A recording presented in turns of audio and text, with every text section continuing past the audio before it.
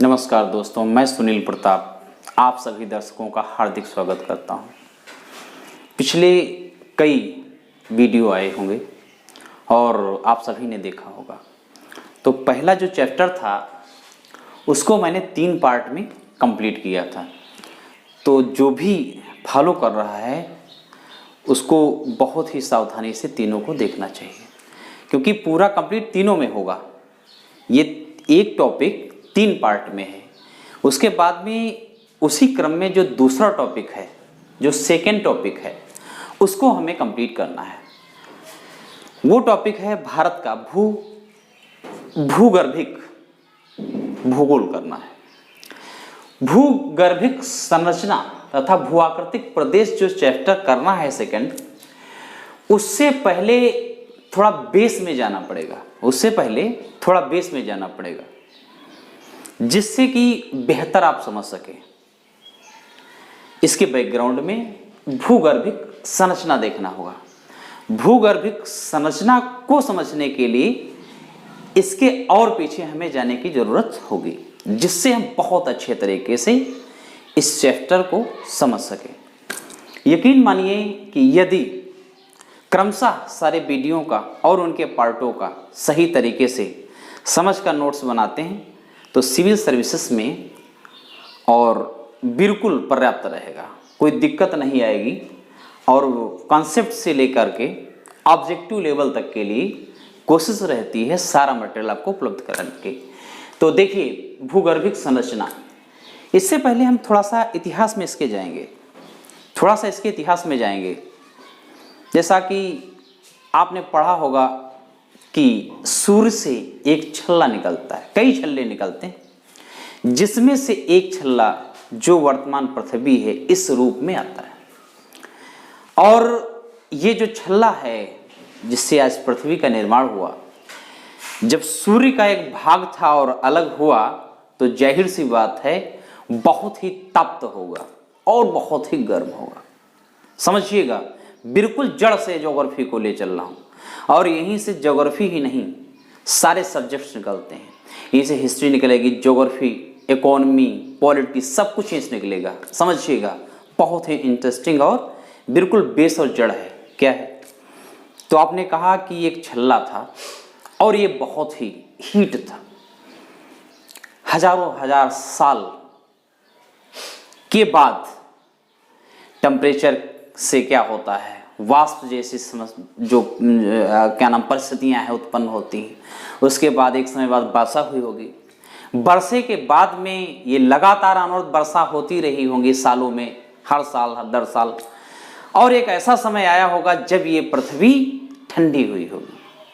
तो जब ये पृथ्वी ठंडी हुई होगी एक समय के बाद में, या कहें हजारों करोड़ों साल के बाद में, जब ये पृथ्वी ठंडी हुई होगी तो यहीं पर वनस्पतियों का विकास हुआ होगा। और वही पानी जो गिरा, उस पानी के माध्यम से नदियों का विकास हुआ होगा। और नदियों के माध्यम से देखें तो सागर तथा महासागरों का विकास हुआ होगा। इसी क्रम में जब देखेंगे तो वहीं पर जीवों का विकास हुआ होगा। और जीवों में जलीय जीवों का विकास देखेंगे। और इसी के साथ साथ एक समय के बाद, एक अंतराल के बाद, पीढ़ी दर पीढ़ी मनुष्यों का विकास हुआ था। तो इसी पृथ्वी पर मनुष्यों का विकास इस क्रमानुसार इस तरह से हो जाता है। एक जब स्टार्टिंग फेज था तो भूगर्भिक कुछ हलचलें हुई। जैसे हम पढ़ेंगे प्लेट टेक्टोनिक या पढ़ेंगे महाद्वीपीय विस्थापन का सिद्धांत। प्लेट टेक्टोनिक या महाद्वीपीय विस्थापन का सिद्धांत, दोनों के पढ़ते पढ़ते हमें चीजें समझ में आई कि किस प्रकार से ये महाद्वीपों का या प्लेटों का खिसकाव हुआ। तो वो जो मैंने कहा वो हिस्ट्री है, उसी से रिलेटेड ये टॉपिक है भूगर्भिक संरचना।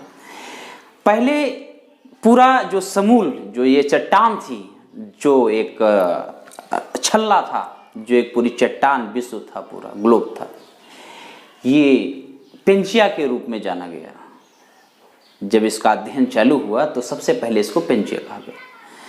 तो पेंजिया के बाद में इसका विखंडन होता है और विखंडन के बाद में इनमें हम देखेंगे गोंडवाना लैंड, अंगारा लैंड 2 पार्ट में डिवीजन होगा और वहीं पर देखेंगे तेथिस सागर की अपनी भूमिका रहती है। ये घटना हम देखेंगे 225 मिलियन वर्ष पूर्व देखेंगे।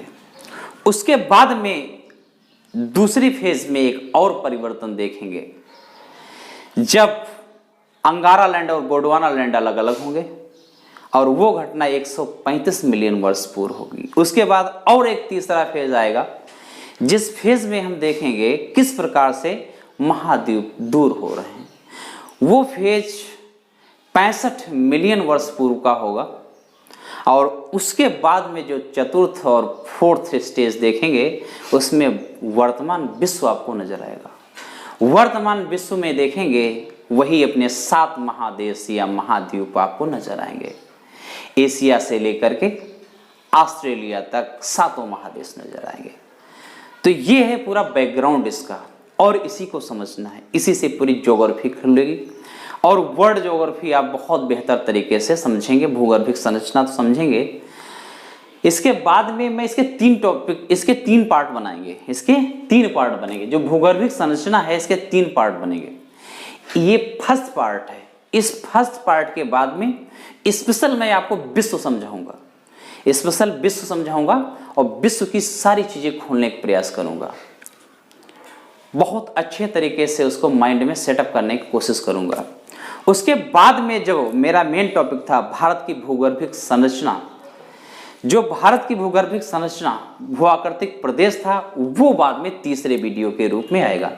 इसलिए बहुत जरूरी आप लोगों के लिए हो जाता है कि तीनों पार्ट को आप बहुत बेहतर तरीके से देखें और समझें और शार्ट नोट बनाने की कोशिश करें।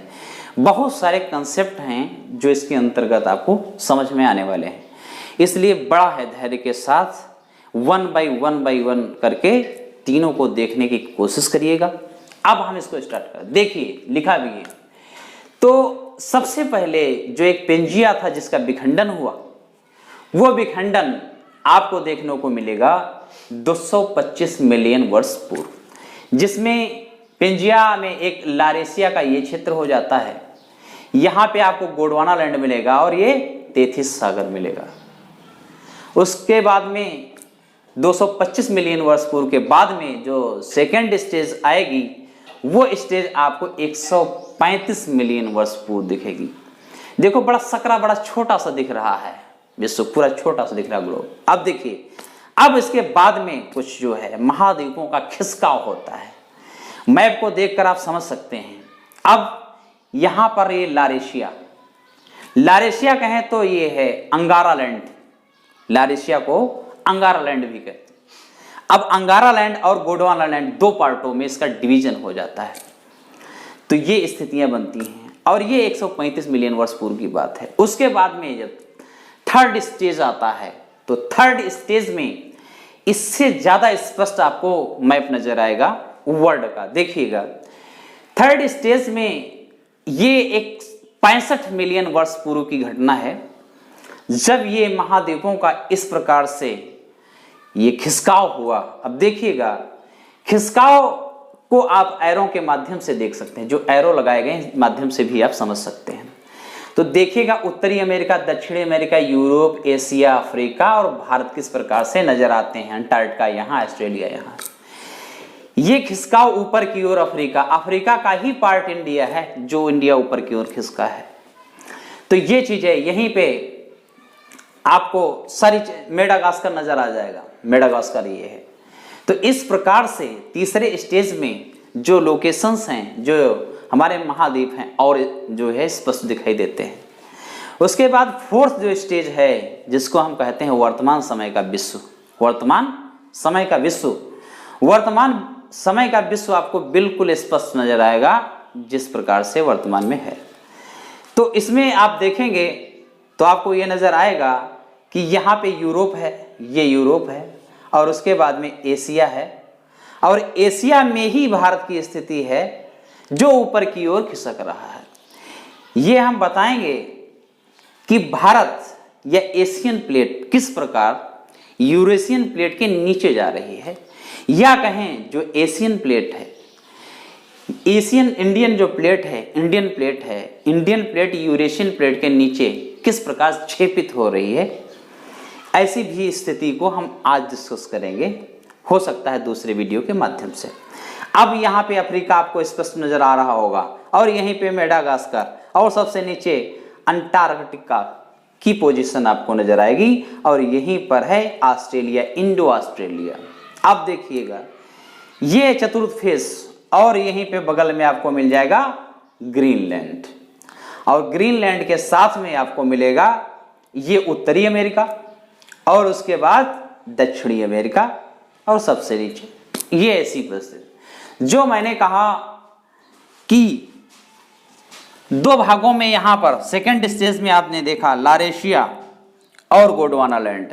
तो लारेशिया के अंतर्गत आता है ऊपर वाले पोर्शंस, लारेशिया देखेंगे, लारेशिया और गोंडवानालैंड में। तो अंगारालैंड एक आपको मिला है, अंगारालैंड, लारेशिया में ही अंगारालैंड है आपका।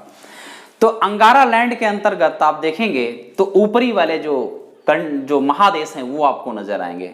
अंगारालैंड में ऊपरी वाले महादेश, जैसे आप यूरोप देखते हैं तो यूरोप आप देखेंगे तो ये ऊपर है, ये यूरोप है। उसके बाद में एशिया देखें तो ऊपर है।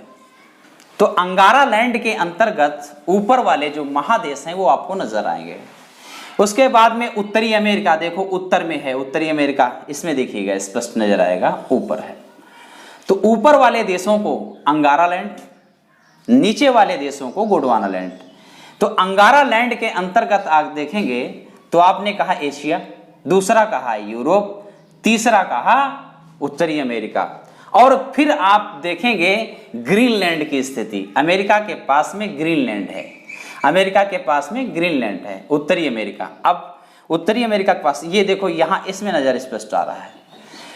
तो वर्तमान विश्व जो बना है ये अंगारालैंड और गोंडवानालैंड में।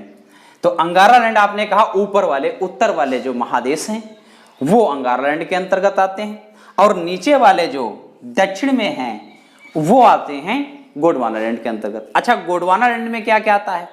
गोंडवानालैंड में देखेंगे तो प्रायद्वीपीय भारत आएगा, प्रायद्वीपीय भारत आएगा। तो प्रायद्वीपीय भारत आपको पहले ही बता चुके हैं, ऐसा भूक्षेत्र जिसके तीनों ओर से क्या हो, जल हो, तो प्रायद्वीप कहलाता है। तो प्रायद्वीपीय भारत नंबर 1 पर आ जाता है गोंडवानालैंड में। फिर आप देखेंगे कि अफ्रीका, तो अफ्रीका भी दक्षिण में है, तो अफ्रीका आ गया, प्रायद्वीपीय भारत के बाद अफ्रीका आ गया। अफ्रीका के बाद में आप देखेंगे और इसी दक्षिण पोर्शन में आपको ऑस्ट्रेलिया नजर आएगी। तो तीसरे नंबर पर हम ऑस्ट्रेलिया को समझ सकते हैं। उसके बाद में आप देखिएगा दक्षिण में ही आपको मिल जाएगा दक्षिणी अमेरिका। तो दक्षिणी अमेरिका भी गोंडवानालैंड का पार्ट है। उसके बाद में आप देखिए दक्षिण में अंटार्कटिका आपको मिल जाएगा सबसे दक्षिण, और उसके बाद में अफ्रीका से जुड़ा हुआ मेडागास्कर, ये भी आपका गोंडवानालैंड का एक हिस्सा है। तो ये सारे पोर्शन जो आपने देखा कि कैसे हिस्ट्री उसकी देखा, कैसे धरातल का निर्माण हुआ, कैसे ठंडी हुई और कैसे जीव जंतुओं का विकास हुआ। और मैंने कहा कि यहीं से सारे विषयों की शुरुआत होती है। तो पहले भी कहा geography is the mother of all subjects. तो आपने देखा कि जब वर्षा हुई उस ग्राउंड पे, धरती पे, उसके बाद में वनस्पतियों का विकास देखा, जीव जंतुओं का विकास देखा, और इसी क्रम में मनुष्यों का भी विकास हुआ होगा। तो स्टार्टिंग फेज में तो किसी को नहीं पता हुआ होगा कि हमारी लोकेशन कहाँ है। इसीलिए एक समय बाद आपको देखने मिलेगा कि सारे देशों की खोज होती है, चाहे कोलंबस के माध्यम से अमेरिका की खोज हो, चाहे वास्को डिगामा के माध्यम से भारत की खोज हो। और ये सब पहले कंट्री, अब इसी तरह से पॉलिटी भी इससे एक पार्ट बनेगा। ये तो ज्योग्राफी है, पॉलिटी भी बनेगा। लोग होंगे, लोगों का एक समुदाय होगा, और समुदायों में ये आगे चल करके क्या होगा, एक ग्रुप बनेगा, ग्रुप का लीडर बनेगा। और लीडर जैसे आपने कई अभी भी ट्राइब्स हैं उनमें लीडरशिप चलती है। तो इस प्रकार से देखेंगे कि एक लीडरशिप आएगी, उसके बाद में धीरे धीरे धीरे धीरे वो वर्तमान विश्व में कैसे ये जो राजनीतिक पद है इनमें बढ़ता है और सिस्टम राजनीतिकरण हो जाता है। इसी तरह से हिस्ट्री भी देखेंगे तो हिस्ट्री भी समझ में आएगी। यहीं से लोग निकले, सारे हिस्ट्री में निकले। आप प्राचीन मध्य सब जब देखेंगे प्राचीन कालीन, तब आप देखेंगे कि मनुष्य रहते होंगे और यहाँ पर पहले अन्न आदि ये व्यवस्थाएं नहीं, पहले जो मिला उसी खाए, कच्चा मांस, और कच्चे मांस के बाद में उस शिकार करने की स्थिति, कच्चा मांस और कच्चे मांस के बाद में थोड़ा सा और माइंड का विकास होता है। आग जैसी जो आविष्कार आते हैं, उसके बाद में गेहूं का आविष्कार, जैसे कहीं भी कोई व्यक्ति काटा और काटने के बाद में हो सकता कहीं गीली मृदा रही हो और उसमें बीजों का गिर जाना और पुनः उग जाना, फिर दिमाग चलता है कि उनकी कटाई के माध्यम से फसलों का विकास इस प्रकार से। तो इससे बहुत सारे सोसाइटी, सारे विषय डेवलप होते हैं। तो आपको हिस्ट्री के साथ आपने देखा कि किस प्रकार से पेंजिया का विखंडन हुआ और किस प्रकार से तेथिस सागर अलग होता है, और उसके बाद में लारेशिया और गोंडवाना लैंड, और इसके बाद में तीसरे स्टेज में थोड़ा और स्पष्ट जो महादेश हैं ये नजर आते हैं, और लास्ट में वर्तमान विश्व नजर आता है जो दो रूपों में पढ़ा सकते, एक तो अंगारा लैंड और दूसरा गोंडवाना लैंड। अंगारा लैंड के यूरोप के बाद एशिया, उत्तरी अमेरिका और ग्रीनलैंड मिलेंगे। गोंडवाना लैंड में मिलेगा प्रायद्वीपीय भारत, अफ्रीका, ऑस्ट्रेलिया, दक्षिणी अमेरिका, अंटार्कटिका तथा मेडागास्कर। तो यही सब ऐसे इस प्रकार से लोकेशन समझ सकते हैं। और इसके बाद में आपको पुनः एक दूसरा वीडियो आएगा जिसमें इसको हम और अच्छे तरीके से विस्तार करेंगे। धन्यवाद।